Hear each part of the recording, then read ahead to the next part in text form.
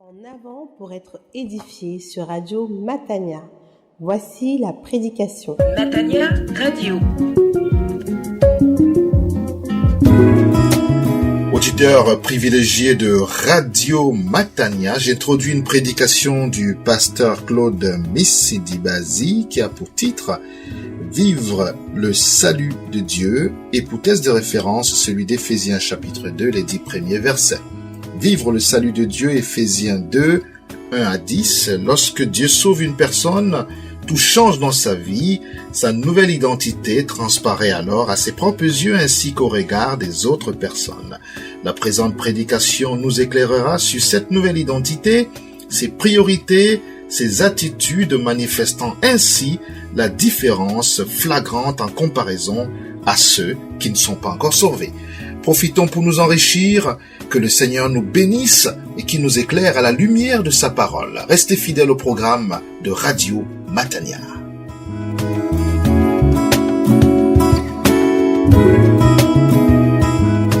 Ce matin, nous allons lire ensemble Éphésiens chapitre 2, versets 1 à 10.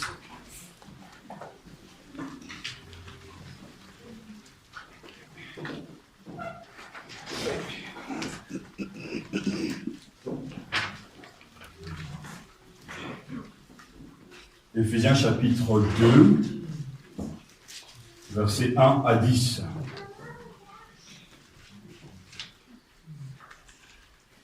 Accueillons la parole de Dieu.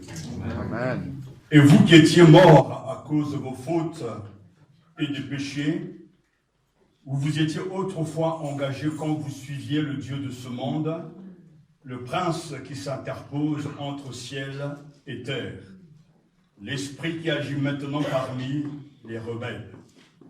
Nous étions de ce nombre, nous tous aussi, qui nous abandonnions jadis au désir de notre chair, nous faisions ses volontés, suivions ses impulsions, et nous étions par nature, tout comme les autres, voués à la colère. Mais Dieu est riche en miséricorde, Amen, amen. à cause du grand amour dont il nous a aimés. Alors que nous étions morts à cause de nos fautes, il nous a donné la vie avec le Christ. C'est par grâce que vous êtes sauvés. Avec lui, il nous a ressuscités et fait asseoir dans les cieux en Jésus-Christ.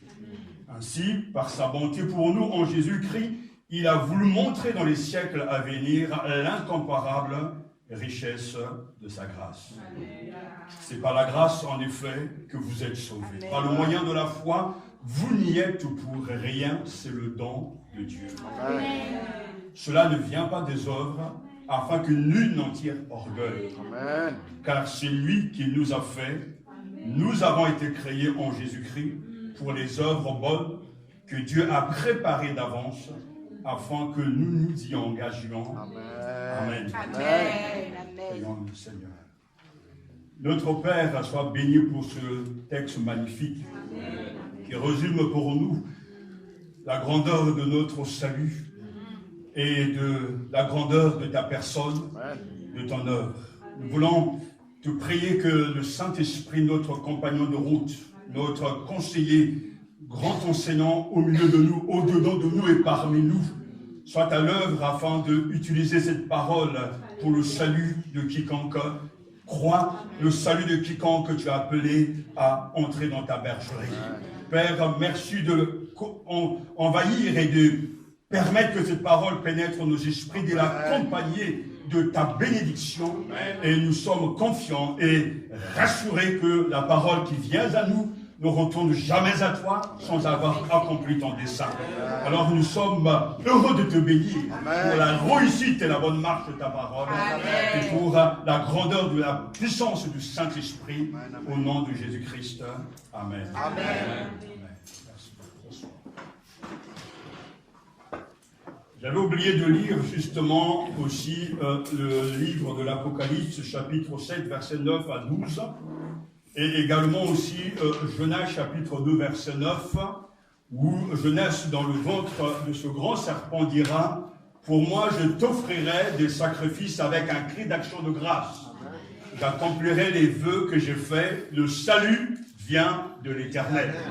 Et dans le dernier livre donc, de la Bible, Apocalypse chapitre 7, versets 9 à 12, après cela, écrit donc Jean, je regardais, et voici, il y avait une grande foule que personne ne pouvait compter, de toute nation, de toute tribu, de tout peuple et de toute langue. Ils se tenaient devant le trône et devant l'agneau revêtus de robes blanches et des palmes dans leurs mains. Et ils criaient d'une voix forte en disant, le salut est à notre Dieu qui est assis sur le trône et à l'agneau. Et tous les anges se tenaient autour, tous les anges se tenaient autour du trône des vieillards et des quatre êtres vivants. Ils se prosternèrent sur leur face devant le trône et ils adorèrent Dieu. En disant Amen, la louange, la gloire, la sagesse, l'action de grâce, l'honneur, la puissance et la force soient à notre Dieu au siècle et des siècles. Amen. Alors le salut est à notre Dieu qui est assis sur le trône et à l'agneau. Lorsque Dieu sauve, lorsque Dieu vous sauve, vous êtes au courant.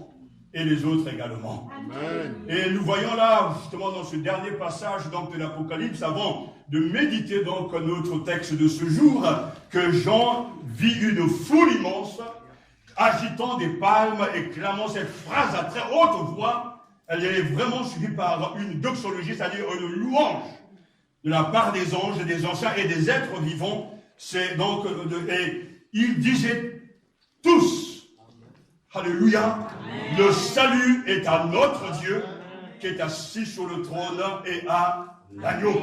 C'est là l'expérience de tous ceux qui sont sauvés. C'est là la célébration de tous ceux qui ont reçu le don du salut de la part de Dieu. Ils célèbrent ensemble les auteurs de leur salut, c'est-à-dire Dieu le Père et Dieu le Fils, bien sûr Dieu l'Esprit Saint. Le salut appartient à Dieu. C'est Dieu qui est le sujet de l'acte de salut. Il est la source du salut. Même quand il y a des intervenants humains, c'est toujours le Seigneur qui est l'auteur de notre salut. Et ainsi, nous voyons que ce qu'ils chantent, et c'est ce qui s'est passé donc à Éphèse, parce que les croyants à Éphèse, justement, ont pu expérimenter le salut selon Dieu, car le salut est à notre Dieu. Il relève de son initiative et aussi de la puissance divine. Lorsque Dieu sauve, lorsque Dieu vous sauve, vous êtes au courant et les autres aussi. Amen. Le salut est un don de Dieu. Et on a beau faire ce que l'on veut, c'est lui qui est l'auteur de notre salut. Amen. Et ce matin, je peux vous poser cette question, êtes-vous sauvés? Amen. Car le salut est quelque chose de clair dans la Bible. La Bible ne nous ment pas, la Bible ne nous trompe pas. Lorsque nous sommes sauvés, ou plutôt lorsque Dieu vous sauve, vous êtes au courant et les autres également. Amen. Mais l'on peut vivre avec le sentiment d'être sauvé sans pour autant être sauvé. On peut se convaincre d'être sauvé sans pour autant vraiment de l'être réellement. Cette semaine, j'écoutais la radio et on parlait justement de ce navire avec tous ces migrants qui a été rejeté donc par les Italiens et par les Maltais, merci, et qui donc a dû donc accoster donc en Espagne. Et il y avait un spécialiste, en général, on ne les entend jamais au bon moment, c'est toujours au moment où il n'y a personne pour écouter, un spécialiste mondialement reconnu qui est venu donc pour dire que je ne comprends pas le problème en France parce que sur les 28 pays qui donc, où il y a donc des demandeurs donc d'asile, la France est classée 26e sur les 28. C'est-à-dire, donc, selon les faits, selon les chiffres, dans ce pays des droits de l'homme, nous sommes vraiment en bas, en arrière. Avant-dernier pratiquement. Nous avons à peine accueilli entre 4 000 à 5 000 donc, migrants, alors que l'Allemagne c'est plus de 500 000, en Italie c'est plus de 170 000, et ce spécialiste a posé une question intéressante, il dit mais comment expliquer ce sentiment d'insécurité, ce ressenti des Français qu'on est envahi par les étrangers? Les faits sont là pour autant pour prouver, pour attester que nous ne sommes pas du tout envahis. Et d'ailleurs, lorsqu'on interroge les migrants, ils ne veulent pas venir en France, ils veulent passer simplement pour aller soit en Angleterre, dans d'autres pays, mais ils ne veulent pas venir en France. Mais pourtant, il y a un sentiment d'insécurité, il y a un sentiment, il y a un ressenti qu'on est envahi par les étrangers. Mais il y a des gens, pourtant, malgré ces chiffres, ils diront quand même, on est envahi. Ils vivent avec leur ressenti, alors que les faits sont là. Si je prends cet exemple tellement difficile, parce qu'il y a des hommes et des femmes qui souffrent et des enfants, c'est qu'il n'y a qu'une vérité là, et la question qui avait été posée par ce spécialiste, comment régler ce problème? Parce que si ce n'est le fait de voir cela comme vraiment un cas d'étude psychiatrique, c'est-à-dire il faut travailler le mental des gens, les croyances des gens, pour arriver justement à les dissuader que nous ne sommes pas envahis. Et ça m'a fait un petit clic dans ma tête, je dis voilà, deux fois on peut être convaincu d'une chose. On peut être tellement convaincu que c'est vrai, qu'on en rêve même, qu'on est persuadé qu'on est envahi et que la situation est ainsi. Mais ce n'est pas vrai et les faits sont là pour contredire notre ressenti. Comme les faits sont là ce matin pour justement contredire le ressenti, parce qu'il y a des gens qui se sentent vraiment, qui ressentent dans leur cœur, qui se sentent sauvés, mais quand on regarde les faits bibliques, ils ne le sentent pas. Et ce matin, par la grâce de Dieu, par la puissance de l'Esprit, j'aimerais orienter notre méditation sur, je dirais, 3 pensées.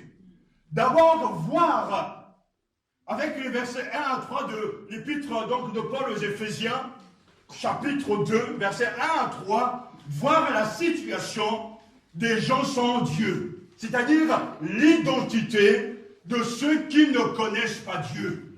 Avant l'intervention divine, avant le salut que le Seigneur offre, il y a eu une vie avant. Et cette vie a donc ses caractéristiques.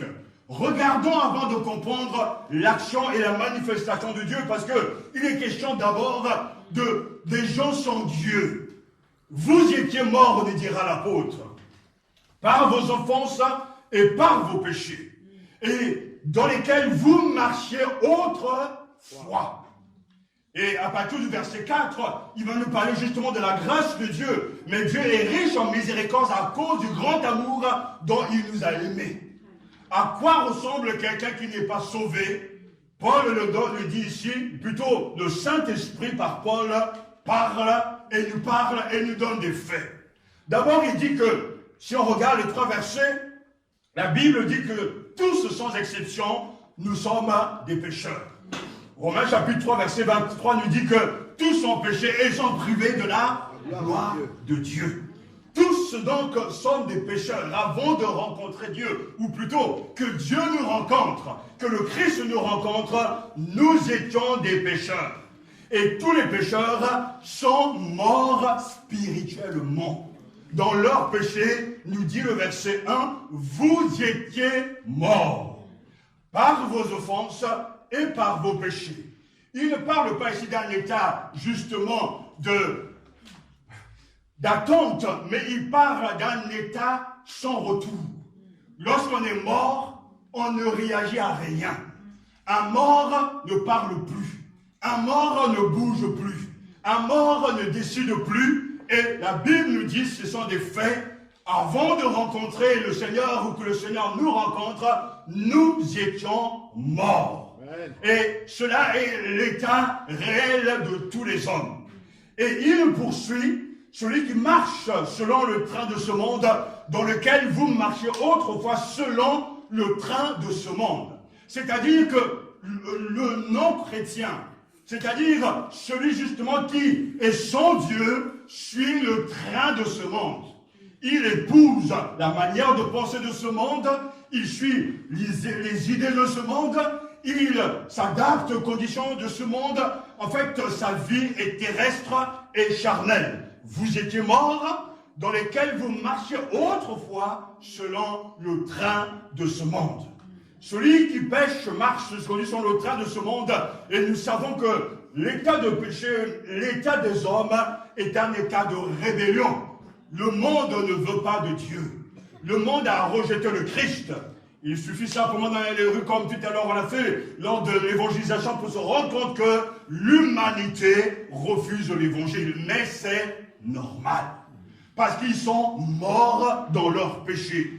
Ils suivent donc le train de ce monde selon le prince de la puissance de l'air. Alléluia. Amen. Tous pécheurs sont sous la puissance, l'influence de Satan. Nous dit le verset 2. Et 1 Jean chapitre 3 verset 8 nous dit, celui qui pratique le péché est du diable. Car le diable pêche dès le commencement, le Fils de Dieu a paru afin de détruire les œuvres du diable. Nous savons que nous sommes de Dieu et que le monde entier est sous la puissance du malin.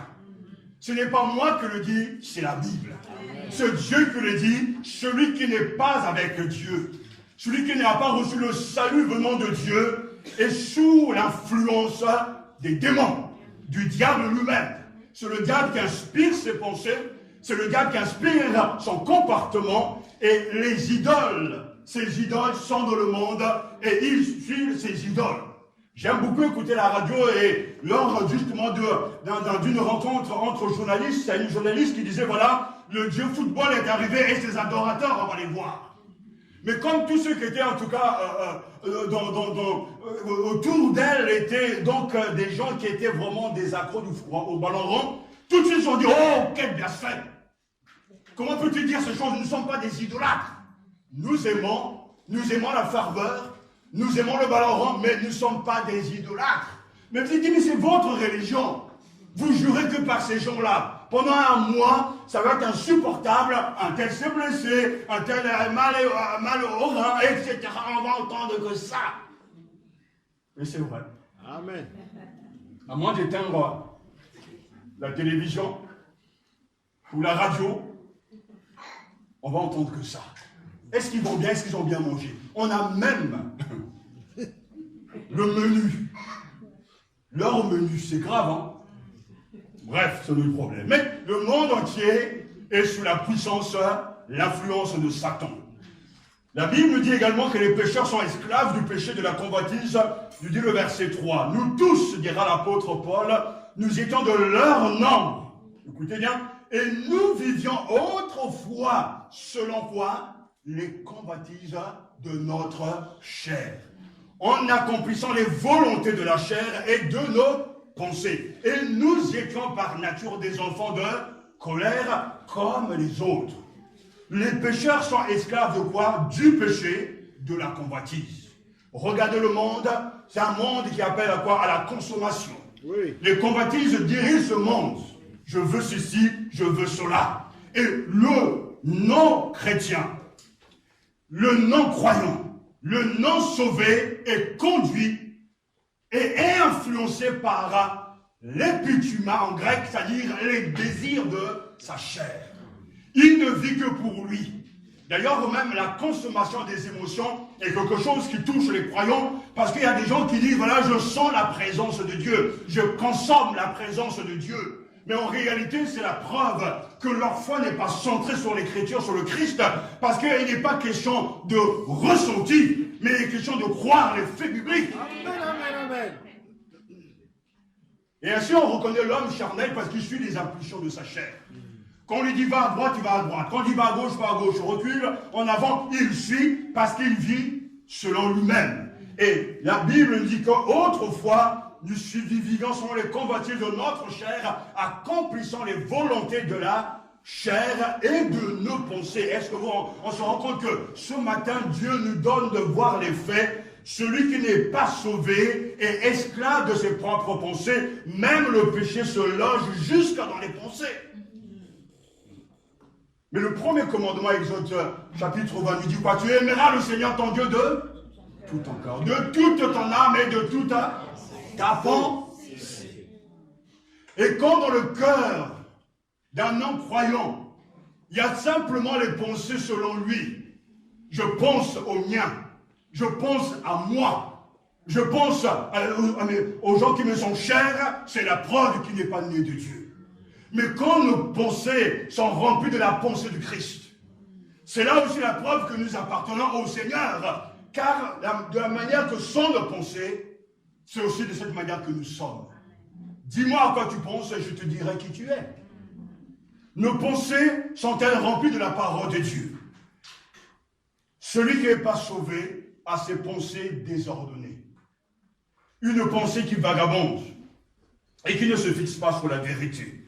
Parce que c'est par nature que tous les hommes sont pécheurs, nous dit la Bible, verset 3. Nous tous, nous étions de leur nombre et nous vivons autrefois selon les convoitises de notre chair, accomplissant quoi? Les volontés de la chair. Et de nos pensées. Voyez bien, le jeu de pronoms est tellement important. Nos, nous, ils. Et nous étions par nature des enfants de colère. Pourquoi? Comme les autres. Ainsi, avant de profiter et de goûter à la grandeur de notre salut et de montrer l'identité de ceux qui sont sauvés, le constat est sans appel. Si Dieu ne nous sauve pas lui-même, nous sommes perdus. Nous sommes perdus. Nous devons, avant de nous tourner vers le Seigneur, reconnaître notre condition avant le salut. Et David, le roi David, oint par le Seigneur lui-même en écrivant le psaume 51, dira: voici, je suis né dans l'iniquité et ma mère m'a conçu dans le péché. Mais tu veux que la vérité soit au fond du cœur. Fais donc pénétrer la sagesse au-dedans de moi. Purifie-moi avec l'hysope et je serai pur. Lave-moi et je serai plus blanc que la neige. Annonce-moi l'allégresse et la joie, et les eaux que tu as brisées se réjouiront. Mais avant de se réjouir, il y a ce que nous étions. Les pécheurs sont tous les objets de la colère de Dieu. La colère de Dieu se révèle du ciel contre toute impiété et toute injustice des hommes qui retiennent injustement la vérité captive. Romains chapitre 1, verset 18 et Romains chapitre 2, verset 5 à 6 nous dit: mais par ton endurcissement et par ton cœur impénitent, tu t'amasses un trésor de colère pour le jour de la colère et de la manifestation du juste jugement de Dieu qui rendra à chacun selon ses œuvres. Tous les pécheurs sont tous les objets de la colère de Dieu.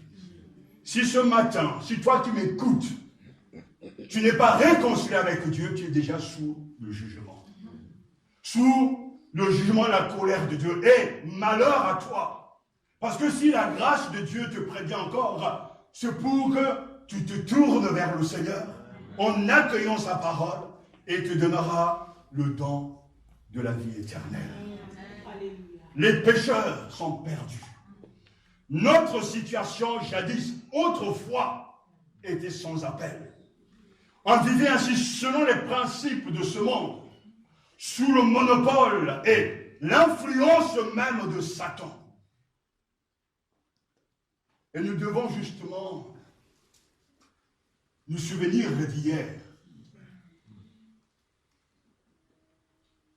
pour nous rendre compte de la grandeur de ce mai. Alléluia. Vous étiez morts. Vous marchiez autrefois selon le train de ce monde. Selon la puissance de l'air. Tous nous étions de leur nombre. Et nous étions par nature des enfants de colère. Autrefois. Ainsi, ça, c'est l'identité des sans-dieux. Si aujourd'hui ces choses existent encore dans ta vie, c'est que tu n'es pas encore sauvé. Qu'il est vrai que Satan est à l'œuvre dans le monde, qu'il est vrai que nous péchons quelquefois, mais nous ne vivons pas et nous ne marchons pas toujours sans cesse dans le péché. Amen, amen. Qu'il est vrai que nous avons besoin toujours du sang précieux de Jésus pour nous purifier de nos péchés et de la grandeur de l'œuvre de Christ sur la croix. Mais nous ne persistons pas et nous n'habitons pas dans le mal. Parce qu'il y a un mais. Et ce mais, c'est le mais de la victoire. Autrefois, sans Dieu, sans identité, plutôt notre identité sans le péché, mais Dieu est riche en miséricorde. À cause du grand amour dont il nous a aimés, alors que nous étions morts à cause de nos fautes, il nous a donné la vie avec le Christ. C'est par grâce que vous êtes sauvés. Avec lui, il nous a ressuscités et fait asseoir dans les cieux en Jésus-Christ. Ainsi, par sa bonté pour nous, en Jésus-Christ, il a voulu montrer dans les siècles à venir l'incomparable richesse de sa grâce. Versets 1 à 3, l'identité des sans Dieu. Et les versets 4 à 9, l'identité du peuple de Dieu en Christ. Regardez ce que Dieu a fait.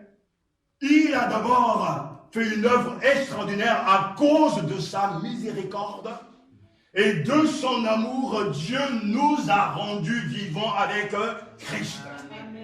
On voit là, le texte est tellement riche, ces oppositions, ces opposés. Vous étiez morts, maintenant Dieu vous a ressuscité. Le verbe égyros, c'est bien le mot qui est utilisé pour parler de Jésus qui est sorti du tombeau. Et la Bible nous parle que le chrétien est un ressuscité. Il est co-ressuscité en union avec Jésus-Christ. Et ça, c'est l'œuvre de Dieu. Alléluia, c'est l'œuvre de Dieu. Le salut est à notre Dieu qui est assis sur le trône et à l'agneau. Alléluia, quelle jubilation. Quel changement sublime que Dieu a opéré.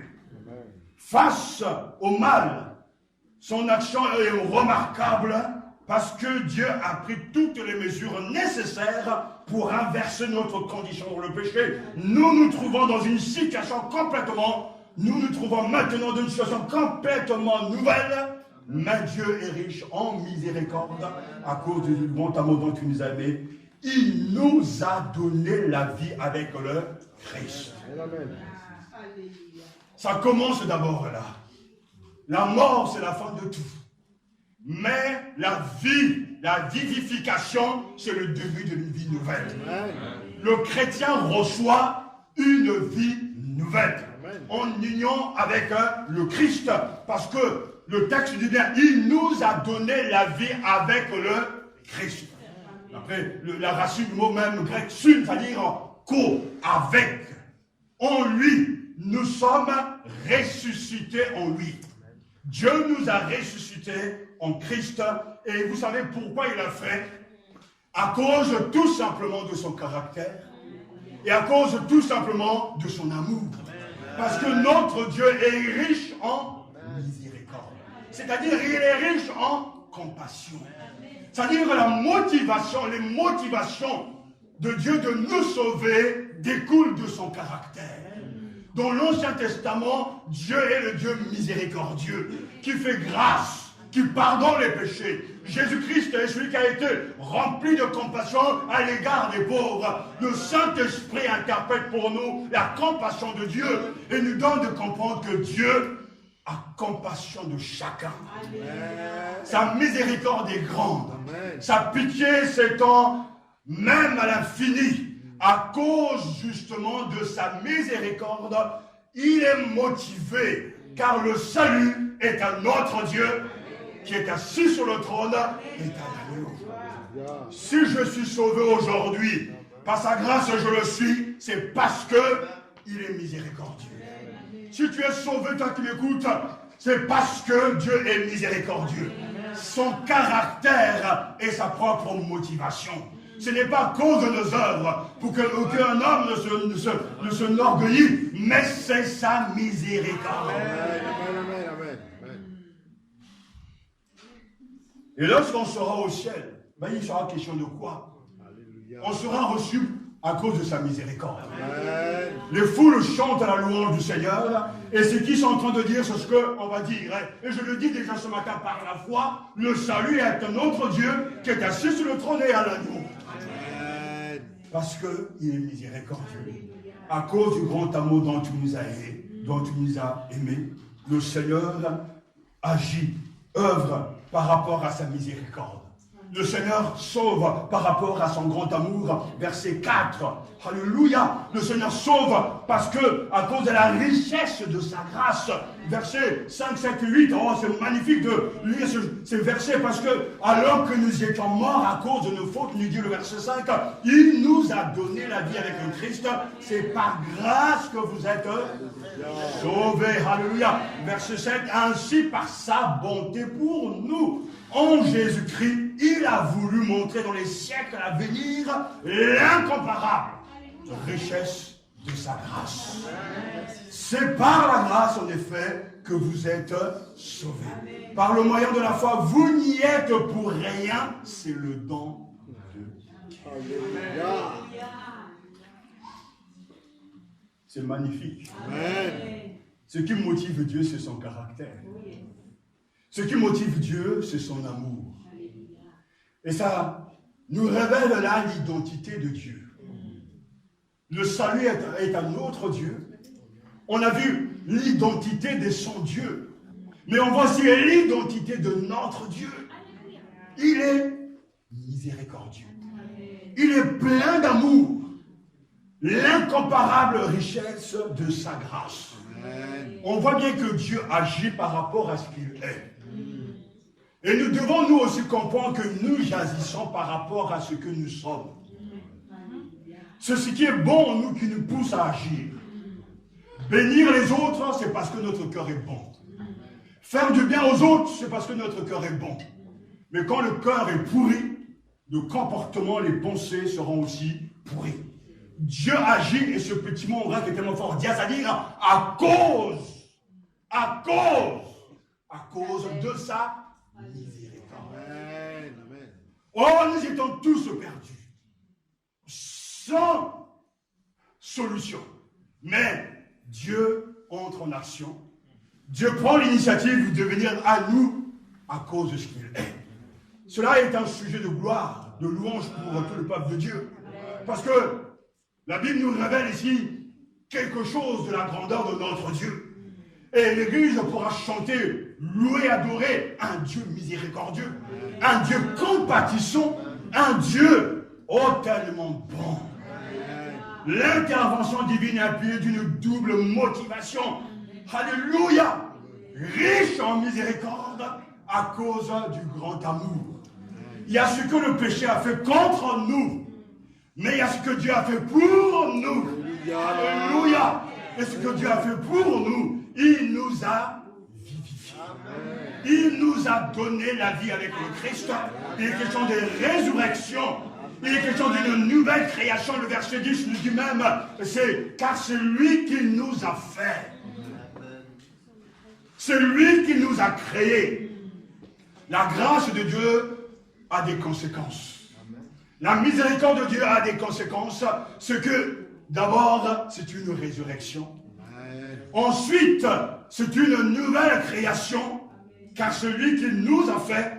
Ensuite, c'est une exaltation avec lui. Il nous a fait asseoir dans les cieux en Jésus-Christ.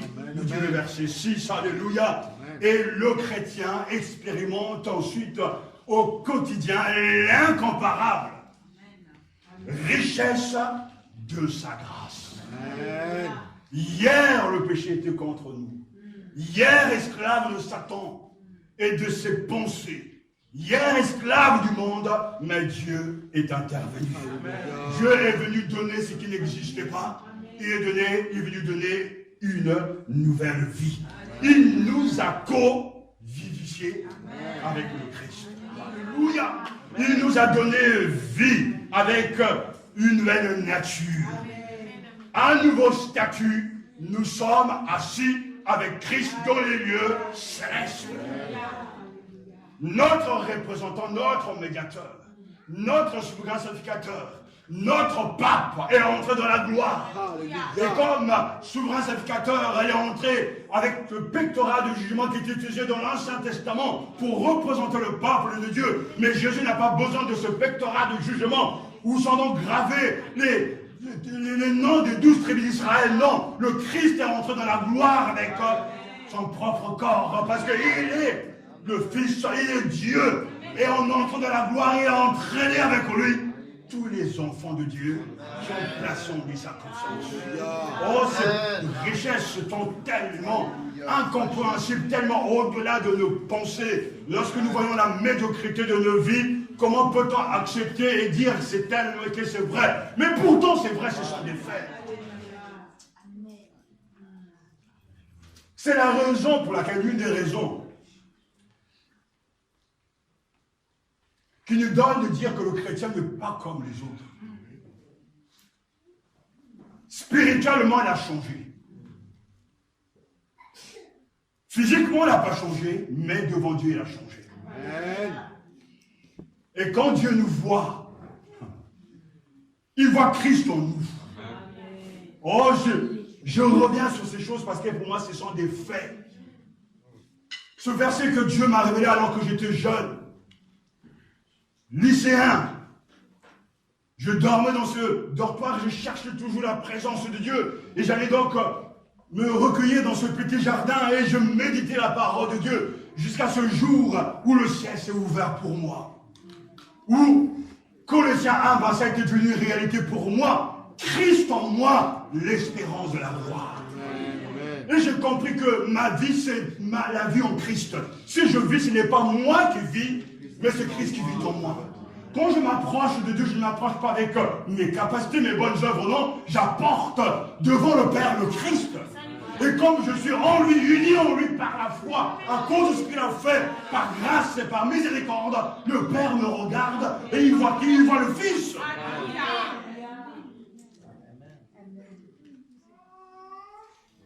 Dieu a exalté le Messie, mais il a exalté aussi le croyant.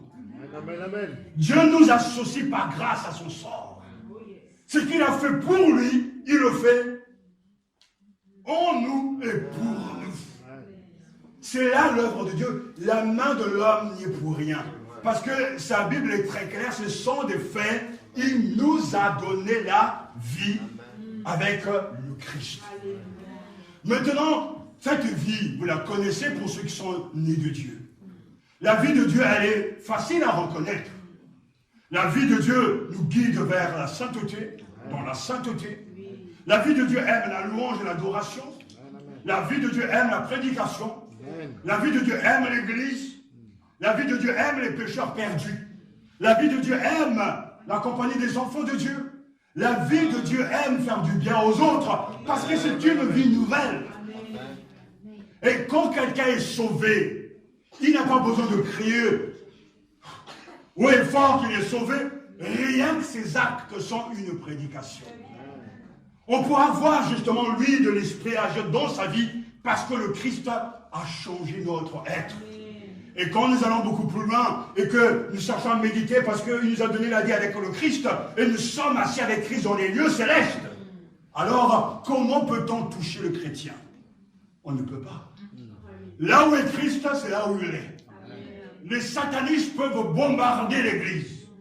Les sorciers peuvent se déguiser en anges de lumière.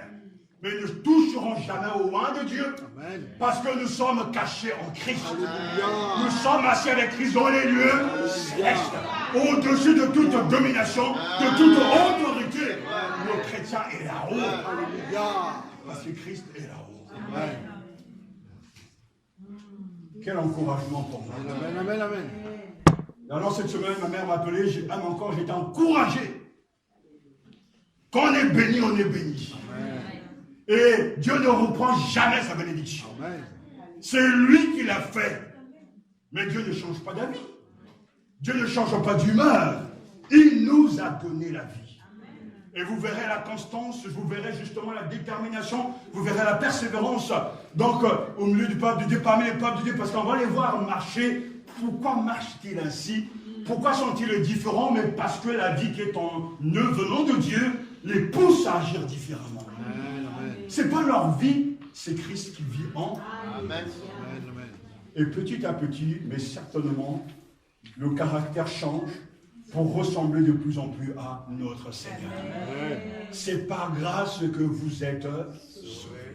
Cela ne vient pas de Dieu, c'est un don. Cela ne vient pas des œuvres, mais c'est un don de Dieu. Alléluia. C'est par la grâce que vous êtes sauvés. Mais le verset 8, c'est par la grâce en effet que vous êtes sauvés par le moyen de la foi. Vous n'y êtes pour rien. C'est le don de Dieu. Comment reconnaît-on un sauvé? Je crois que les images parlent plus que les mots. Parce que la notion même de salut, soteria, donc le substantif et le verbe grec sozo, implique toujours une libération. Celui qui jadis était esclave est libéré. Celui qui jadis était malade est guéri. Amen, amen. Celui qui jadis se vautrait dans le péché vit une vie de pureté. C'est-à-dire, le salut implique être délivré de tout ce qui nous fait souffrir. De tout ce qui nous afflige ou menace notre propre vie. Le salut est à notre Dieu. Et quand ce mot est utilisé même dans l'Ancien Testament, ce mot a plusieurs sens, bien sûr, parce que lorsqu'on est délivré des ennemis, c'est le salut. Lorsqu'on est délivré de la maladie, c'est le salut. Lorsqu'on est délivré de la honte, c'est le salut. Lorsque Jonas, dans le ventre de ce grand poisson, crie, après avoir reconnu ses fautes, s'adresse à Dieu, il dira lui-même, pour moi je t'offrirai des sacrifices avec un cri d'action de grâce, j'accomplirai les vœux que j'ai faits, le salut vient de l'Éternel. Et qu'est-ce qui va se passer? Dieu intervient et Jonas sera vomi au bord donc de la mer. Dieu l'a délivré. Celui qui est sauvé ne peut plus pratiquer, vivre, habiter dans le mal. Il est libéré de quelque chose. Ancien fumeur, il ne devient plus. Ancien alcoolique, Dieu le libère. Ancien homosexuel, Dieu le libère. C'est la puissance de l'évangile. C'est ça le salut. Et c'est pour ça que des images nous parlent plus que les mots. Pour l'homme qui se noie, le salut consiste à être ramené à terre. Réchauffé et rendu à la vie. Pour le malade, c'est la guérison. Pour le prisonnier, c'est la liberté. La qualité de vie auprès des siens. Oh, alléluia! Le salut ne se trouve en aucun autre nom, car il n'y a sous le ciel aucun autre nom donné parmi les hommes par lequel nous devions être sauvés. Alléluia! Il n'y a aucun salut ailleurs qu'en lui, car aucun autre nom sous le ciel n'est offert aux hommes qui soit nécessaire à notre salut, dira l'apôtre Pierre, acte chapitre 4, verset 12. Son nom, c'est Jésus. Amen. Alléluia. Amen. Et son nom signifie Yahvé. Notre salut, c'est Jésus. Amen, amen, amen, amen. Alléluia. Amen. Le salut est à notre Dieu qui est assis sur le trône et à l'agneau. Ainsi tout est fait. Le chrétien a un passé, une identité sans Dieu. Versets 1 à 3. Une vie avec Dieu. Une vie en Dieu. Verset 4 jusqu'au verset justement 9. Mais ce n'est pas tout. Parce qu'il y a bien une richesse dans ce texte. C'est que nous sommes sauvés par grâce. Au moyen de la foi. C'est-à-dire, c'est en accueillant, en acceptant l'œuvre que Christ a accomplie pour nous sur la croix. C'est en croyant qu'il est mort pour nos péchés, qu'il est ressuscité pour notre justification. C'est lorsque nous plaçons en lui notre confiance que nous sommes au bénéfice de ce qu'il a accompli. Si tu crois, tu verras la gloire de Dieu. Le salut s'expérimente ici et maintenant lorsque nous nous répandons et que nous plaçons notre confiance en Jésus, l'unique sauveur. Amen. Nous sommes sauvés par grâce, au moyen de la foi. Nous sommes sauvés non par des œuvres bonnes, mais en vue des œuvres bonnes. Amen, amen. Ainsi, nous avons un passé, un présent, mais nous avons aussi, nous passons donc aussi de la foi à l'action, c'est-à-dire une vie riche en actions bonnes. C'est par la grâce que vous êtes sauvés. Cela ne vient pas de vous, nous dit le verset 9, afin que nul n'en tire orgueil. Seigneur, nous nous humilions ce matin. À l'écoute de ta parole, je te bénis parce que ce n'est pas nos bonnes œuvres. Amen. C'est ton action, ta souveraineté, ton choix, ton élection. Car c'est lui qui nous a fait. Nous avons été créés en Jésus-Christ pour les œuvres bonnes que Dieu a préparées d'avance afin que nous nous y engagions.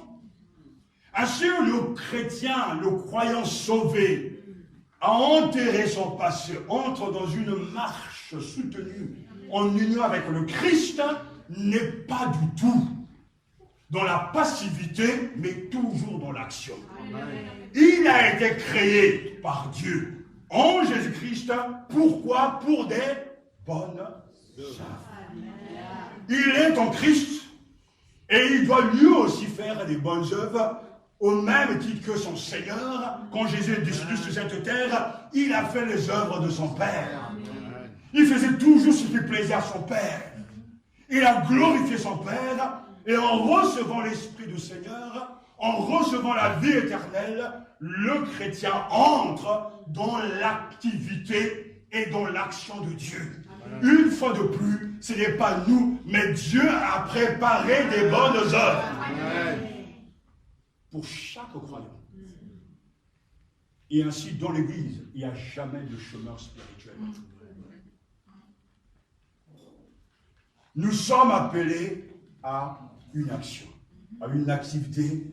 Et on pourra même traduire ces quelques mots, nous sommes l'ouvrage de Dieu, son poème. Alors, laissez-moi encore vous poser une question. Dieu peut-il créer quelque chose de mal? Dès le commencement même, quand tout ce que Dieu a créé était bon. Tout. Quand nous sommes créés, vivifiés, en union avec le Christ, notre nature que nous recevons de lui est une nature bonne. Et la vie chrétienne, elle est simple, je dirais. Quand cette nature divine nous est donnée, elle a pour but de s'emparer de plus en plus et de dominer nos émotions, nos désirs, nos passions. Et plus on se soumet au Seigneur, plus on obéit à la parole de Dieu, plus le Christ prend de la place. Amen. Et au fur et à mesure du temps et des années, le chrétien devient de plus en plus ressemblant à son Seigneur. Amen. Parce que le Saint-Esprit fait cette œuvre. Il est venu pour glorifier le Seigneur Jésus-Christ. Nous sommes l'ouvrage de Dieu. Et on comprend pourquoi justement après, lorsque l'apôtre Paul écrira beaucoup plus loin, marcher d'une manière digne du Seigneur, rejeter le mensonge, rejeter l'impureté, rejeter la colère et tout le reste. Et on comprend pourquoi il le dit, parce que la nature, le statut que nous avons est différent. Amen. Et personne ne pourra dire, je n'ai pas la force. Non, parce que ce n'est pas nos ressources. Le salut vient de Dieu. Amen. Amen. Et Dieu n'a jamais échoué. Amen. Je suis l'ouvrage de Dieu. Amen. L'Église est l'ouvrage de Dieu. Amen. Ayant été créé en Jésus-Christ, lui qui est l'auteur de cette création, c'est Dieu. En Jésus-Christ, notre médiateur, c'est le médiateur par excellence. Oh, béni soit le Seigneur, même si ces vérités, ces faits dépassent la compréhension de ton peuple, mais il n'en reste pas vraiment vrai que c'est la vérité. Amen. Ton œuvre est efficace. Amen. Et un jour viendra où nous serons absorbés par la gloire et la bonté de Dieu. Dieu nous a préparé d'avance des bonnes œuvres. Et lorsque le jour du jugement viendra, parce qu'il viendra, et nous avons tous, vous avez tous rendez-vous avec le juge. Le passé, le présent, le futur seront vus devant lui. Avec quoi tu vas te présenter? Tout à l'heure, dans la louange de notre sœur, a dit souvent, je ne présenterai pas les mains vides. Je ne me présente pas devant le Seigneur les mains vides. On apporte quelque chose. Mais n'apporte pas là le produit de nos envies, mais on apporte le produit de l'obéissance à Dieu par rapport à ce qu'il nous a appelé à faire. Comprenez-moi bien. Si Dieu t'appelle à le louer et à chanter pour lui et que tu es devenu informaticien, tu as raté déjà ta vie. Tu as reçu sur la terre, mais tu as raté ta vie. Si Dieu t'appelle à prêcher l'évangile, à être évangéliste, et que tu t'engages en autre métier, tu as déjà raté ta vie. Dieu a préparé des bonnes œuvres pour chacun. Il n'a pas appelé tous à un ministère particulier, mais tous les chrétiens sont appelés au perfectionnement du corps du Christ. Tous sont des acteurs. Tous ont reçu un charisme. Tous doivent édifier. Tous doivent construire les autres. Tous doivent donner envie aux autres de louer, d'adorer, d'évangéliser. Parce que tous ont reçu le même esprit. Et quand tous sont forts dans leur domaine, l'église elle est puissante. Regardez cette église dans le ciel.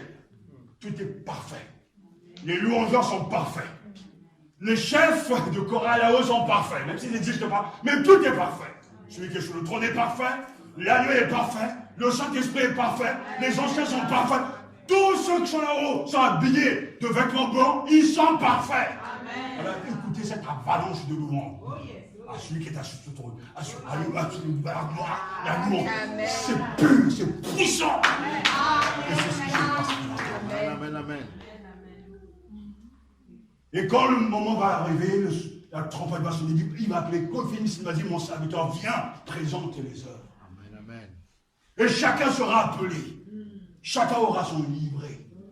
Et on ouvrira ce que vous avez fait, ce que vous n'avez pas fait. Aujourd'hui encore, de la part de Dieu, je te dis, ne gâche pas ta vie. Ne gâche pas ta vie dans le péché, mais donne ta vie au Seigneur Jésus-Christ. Entre dans sa volonté et soumets-toi à lui, il te montrera ta place. Dans l'église, il n'a pas besoin de se battre, je veux ce poste, je veux cette étiquette, je veux ce statut, il n'a pas besoin. Suis seulement de tout ton cœur le Seigneur, il te placera dans son corps. Parce que je sais que je suis indispensable. Je sais que tous les enfants de Dieu qui sont sauvés sont indispensables, car dans le corps, chacun a sa place. Et ça, c'est la volonté de Dieu. Qu'as-tu fait de concret pour Dieu? Si pour toi les œuvres c'est parler, toujours pour parler, c'est ce que tu hériteras aussi. Tu partiras rencontrer ton copain le diable, et vous passerez l'éternité ensemble en train de vous mordre.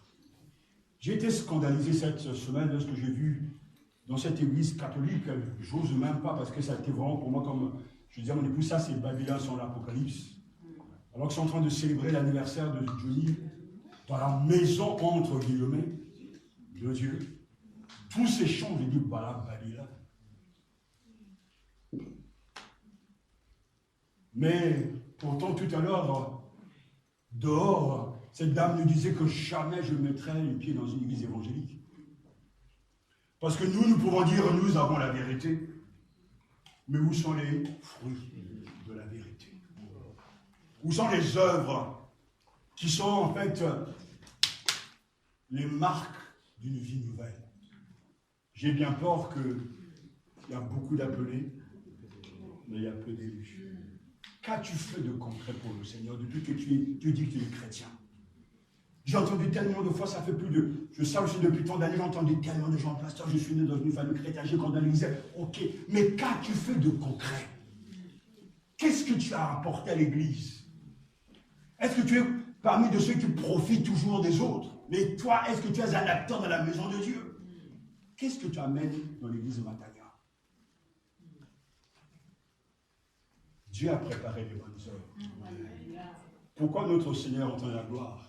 Parce qu'avant de quitter ce monde, il a dit, j'ai achevé l'œuvre pour laquelle tu m'as.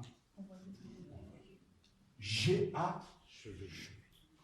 Et à la croix, on entend ces cris. Tout est.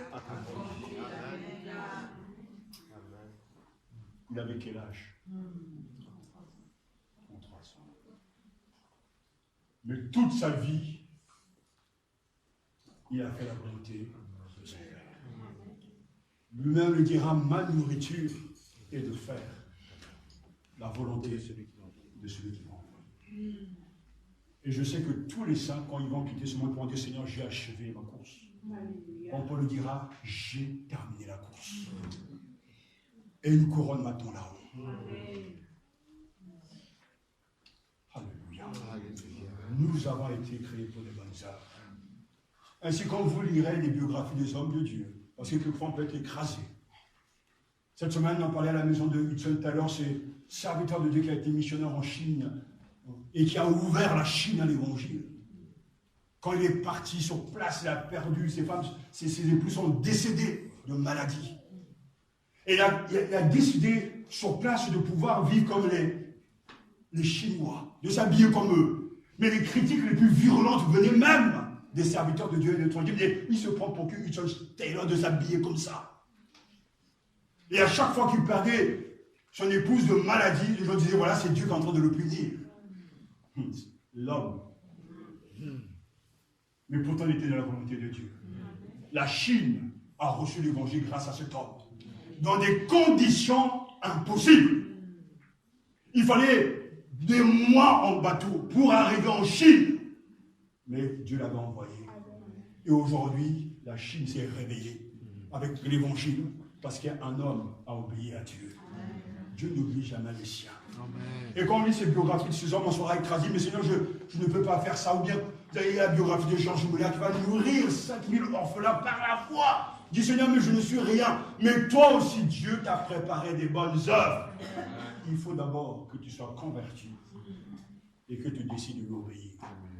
Mais je te préviens déjà, quand Dieu prend ton cœur et ta vie, il prend tout. Autrefois, maintenant. Autrefois, tu faisais ce que tu voulais. Si tu es chrétien, ce que tu faisais avant, ça s'arrête. La seule chose qui te guide aujourd'hui, c'est la parole de Dieu. C'est l'Esprit Saint. Et tout ce qu'il faut savoir est là-dedans, dans ce livre. Nous voulons bénir le Seigneur. Alléluia. Parce que lorsque Dieu vous sauve, vous êtes au courant. Et les autres également, ils arrivent à voir en nous l'œuvre de Dieu.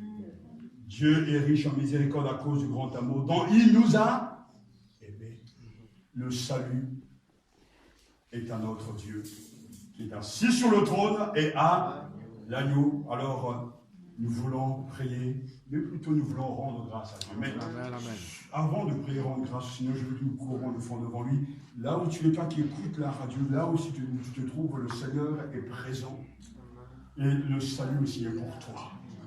C'est le don que le Seigneur veut te donner à l'écoute de sa parole. Notre Dieu est miséricordieux. Mets-toi simplement à genoux là où tu es pour te tourner vers le Seigneur. Dis-lui, Seigneur, je reconnais que je suis perdu. Que jusqu'à présent, j'ai mené ma propre vie. J'ai suivi mes propres désirs, mes propres impulsions.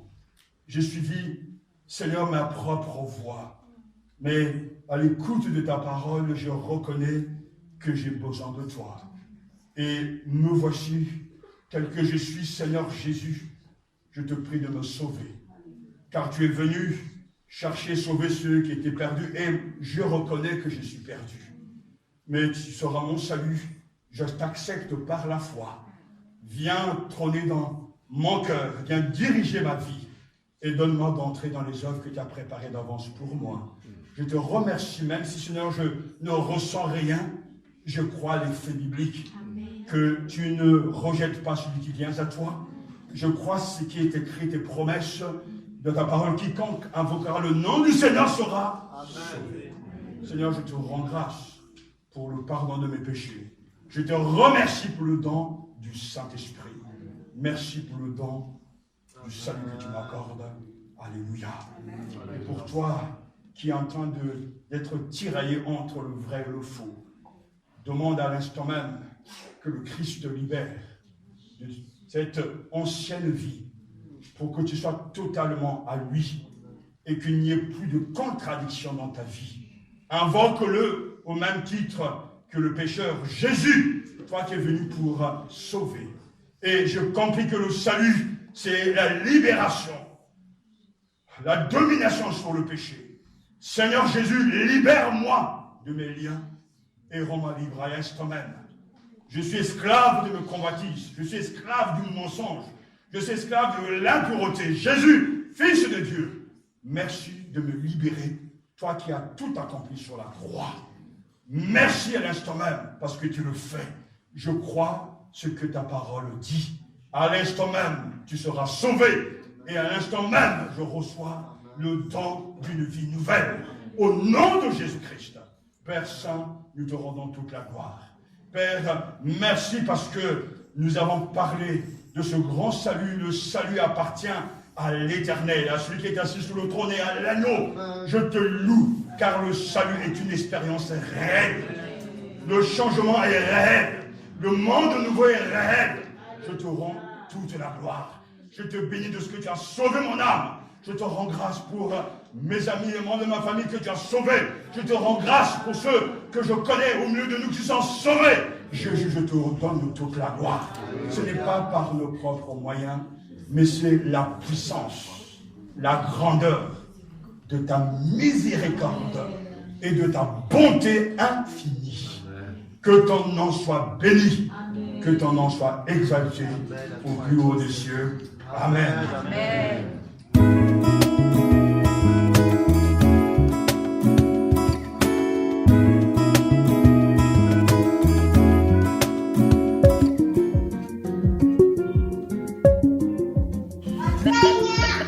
Matania Radio.